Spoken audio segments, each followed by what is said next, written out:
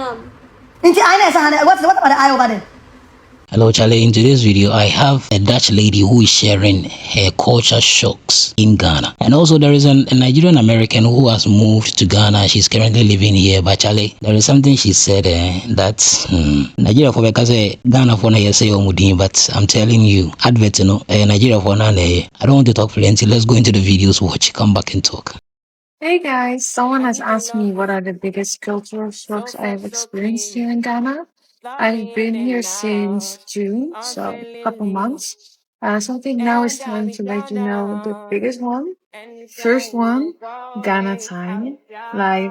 I'll be there at 12 and then people will show up around 2 or maybe 3. Like, I'm from the Netherlands. If you say 12, I'll be there 10 minutes before 12. So it has been difficult adjusting to this. But now when someone tells me we leave at 12, I'll come at 2. Ghanaian friendliness. Oh my God. Ghanaian people are so friendly.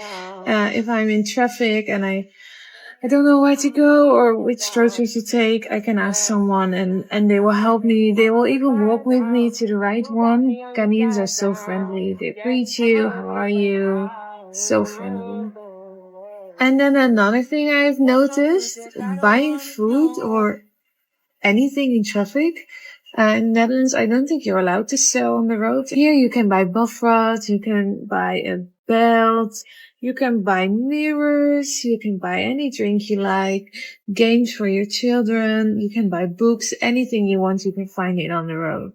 And cultural shocks I have experienced, I have way more. So if you want to know more, please let me know. And please let me know which one I missed. Thank you for watching. This comment cracked me the hell up. Like, I had to calm myself down from laughing so hard. And I was laughing because when we were considering a move back to the continent, I was talking to a family member of mine and I said, hey, family and I are thinking about relocating back to the continent. Like, we hadn't decided on where yet at the time. And being Nigerians, of course, he said, I hope you're not going to that hellhole called Nigeria. He was like, I hope you're not going to that hellhole called Nigeria.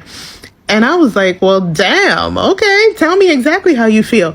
But the truth is, Nigeria has so much wrong with it fundamentally. It is not a country, but if you actually really look at the history of Nigeria, it was really never meant to be a country. It was a business set up by the British, and it's still being run like a business. It's not about the people that live there. So, you're not wrong. It's as close to hellfire as you can possibly get, in my own opinion. So, an opinion of a lot of people, anybody who tells you that Nigeria is heaven on earth for them, they're lying. They're either lying or they're part of the 0.0001%. So they don't feel what the average Nigerian feels on a daily basis. But yeah. Don't move to Ghana if you do not have patience. Let me say it again. Do not move to Ghana if you do not have patience and you're not a flexible person, because this country will frustrate you and have you packing your bags and moving back home. It is not from the traffic, from waiting at restaurants to get your food, for having people come and service things at your house. What else you gotta wait for? There's so many things that you have to be patient on. So if you are an American moving to Ghana, you better pack your patience if you plan to make it in this country, because otherwise you will be frustrated and ready to go real quick. Hi guys, so there is one word I've been wanting to ask Eliza here. How do you say this word right here, Eliza? The word I just showed you. Aluminum. Alude? Huh? Aluminum. Aluminium. It's not aluminum. You guys just be changing any single thing. It is not aluminum. Yes, it is aluminium. Aluminium. Aluminium. A-L-U. Alu. M-I-N. Nah, and it's not N-I. Min-num. What's about the I over there? It is aluminium, not aluminum. No, it is not. That is very wrong. A-L-U. Alu. M-I-N-I-N-U-M. You. Aluminium. Aluminium. Young shit. If you think I'm playing, search. Let's Google say the right word. Search for Google to speak. Aluminum pronunciation. Bring it to the phone so my fans can hear. Aluminium. Aluminium. Maybe Google say aluminium. What are you talking about? My name's Annabelle and I'm riding my bike across Africa, and today I am making a custom shirt for myself to cycle in, which I'm so excited about. So I'm currently in Ghana and I signed up for a batik workshop, and batik is a local technique of dyeing fabric. So you use these stamps to create like a wax resist type thing, and we melt the wax, put the stamp in, and then stamp it all over the fabric in the pattern that you want. And from this class, I'll be left with 2 yards of fabric, which I'm so excited about because I've gone to a few shops to just try and buy something that was ready-made. And the fabric that they all have is like pretty thick. And so I don't think it would be great for athletic wear or to cycle in. And I want one of these like breezy button downs similar to what Alex, my partner, is wearing. And so this fabric is a lot thinner. And so I think it will be perfect for what I want. And I'm also happy that I'll get to buy something from the tailor that I went to the other day, because I tried on like so many of his shirts and I didn't end up buying anything. So I'm happy I'll be able to give him some business after taking up so much of his time yesterday. So after the fabric is all stamped, you fold it up, and then we prepared the dye solution with the color dye and then a few chemicals. My instructor Mary told me the name, but I forgot. And then you put the fabric into the dye, it soaks up the color, and then once it's the color that you want, we hung it up to dry for a little bit. After the fabric dries, you then take it back and put it in a bath of warm water, which will melt the wax away. And so instead of having those like crusty yellow flowers, now you have beautiful white flowers showing the original color of the fabric. Alex was waiting for me at a bar nearby, and I didn't want to wait a couple hours here for the fabric to dry. So I left the class with my wet fabric folded up into a bag and went and had some beers with Alex. And then I tried to go to the tailor that night, but it was a little too late for him. He was closed. And so the shop owner next to him offered to keep my fabric for me and let it dry overnight. And he said that he would give it to him in the morning. And so the next day at around 11, I went back to the tailor. He had my fabric all ready for me, and his mother took my measurements. I've never had a piece of custom clothing made before, so this was so cool. I was already getting so excited. I got to like tell him that I want, a pocket, and I don't know, make a few little decisions on what the shirt was going to look like. And then later that day, around 5 p.m., I went back to the shop, and my shirt was just about done. He was just putting on the buttons and showing me, the finished product, and I was so excited. Like, it looked better than I could have hoped. I think it turned out so cute. It's the perfect weight and the perfect material, and I think it's going to be such a good addition to my cycling wardrobe. And yeah, I never get to add pieces of clothing, and this one is extra special, and I'm so happy.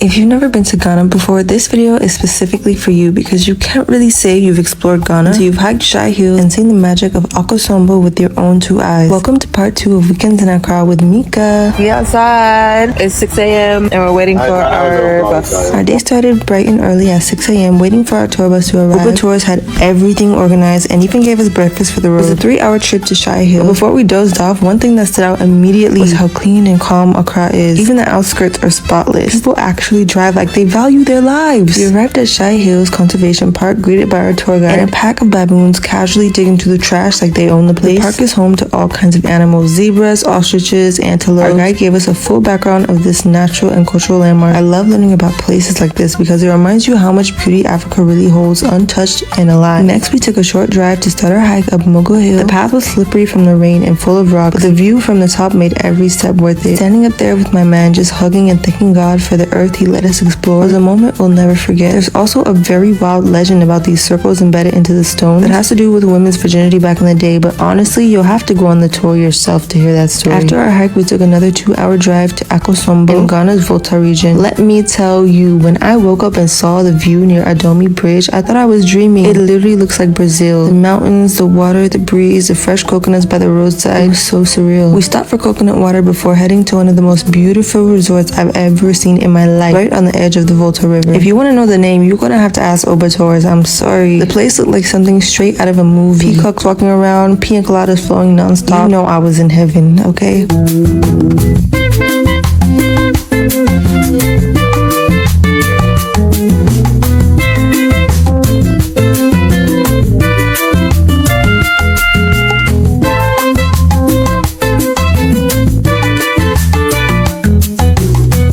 Java and I even went kayaking for the first time ever, and later took a boat cruise to see Adomi Bridge from the water. The boat ride was hands down my favorite part of the day. The lush green mountains melt into the blue-green water, and I swear I could live right there by the river forever. Just put me a little shack right there, I'll be good.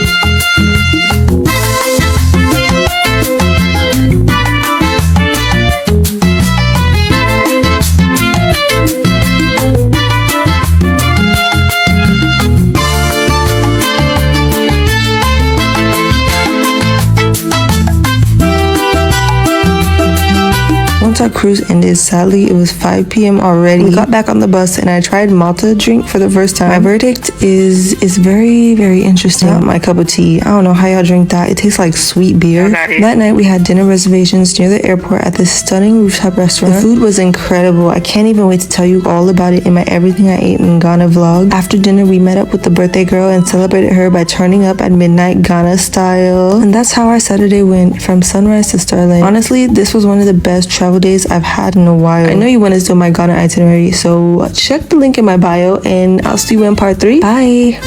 Today we're making jollof rice with stew and chicken. There's so many ways of making jollof out there, but that's my way of making it quick but also preserving the Ghanaian taste. I'm roasting the vegetables for about 20 minutes and adding my oil to one large pot and frying some onions. Now today I only had white onions, but red onions also add a nice taste. We'll frying those until they're translucent and then adding 2 big tablespoons of tomato paste. At this point I reduce the heat a little bit so the tomato paste can fry nicely. And it was the time to take out my vegetables. Now I didn't remove the burnt bits because I think they add a bit of smokiness, and as you see the vegetables are so soft, so this reduces the cooking time. I blended everything together and then I added some garlic and some ginger along with my spices, which this time was a few Maggi cubes, and to give my stew a little bit more color I added a little bit of these peeled plum tomatoes. Blended everything and put it back on my stew, and that needs about 20 or 30 minutes on a low heat before we add our rice. At this stage you can adjust the salt or add a few more spices. I added a little bit of a curry meat and this ginger, garlic and pimiento spice. Now this looks like it has a lot of oil, but trust me, all it's needed to fry properly the tomato. And you want to cover this at this stage because the tomato is going to spill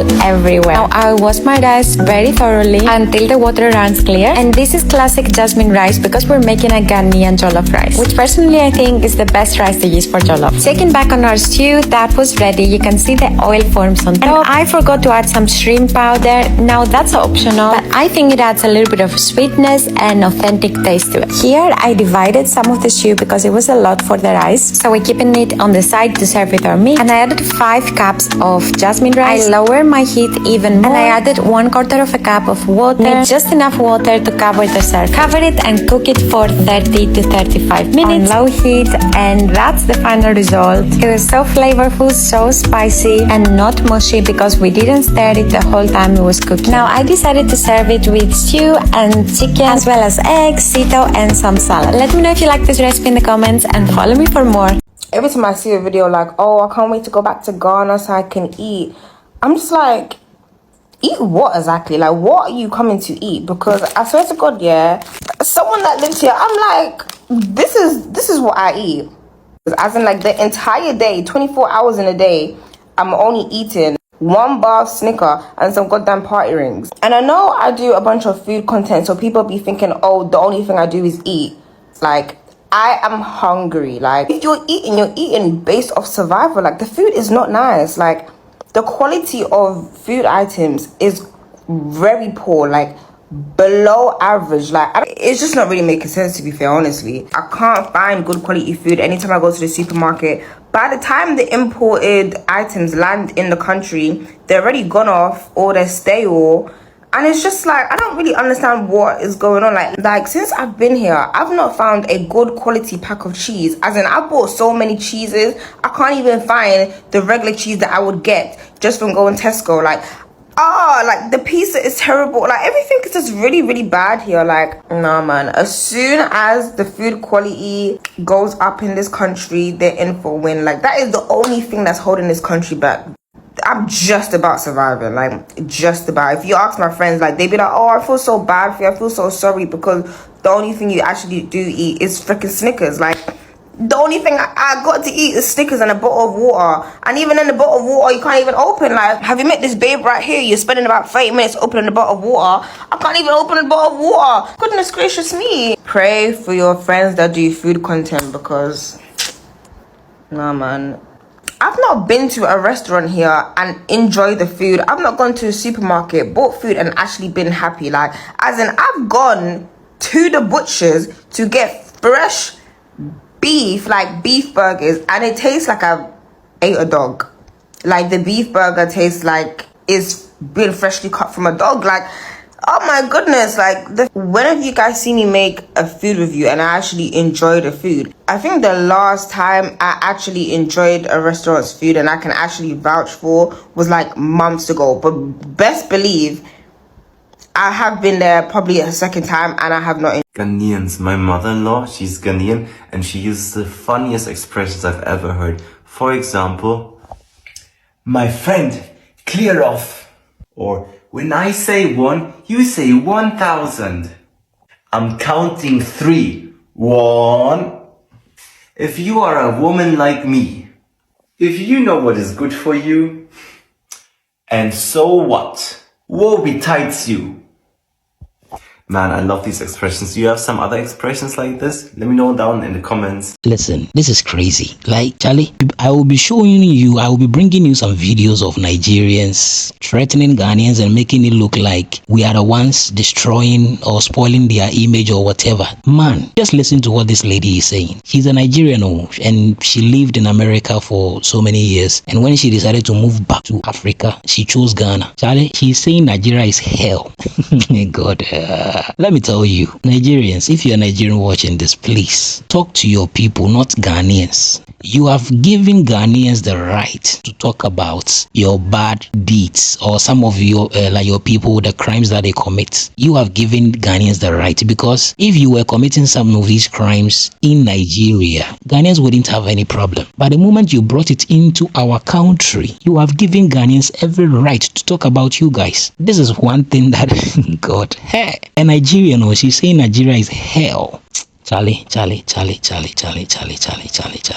And the Dutch lady, she's talking about Ghana time, GMT.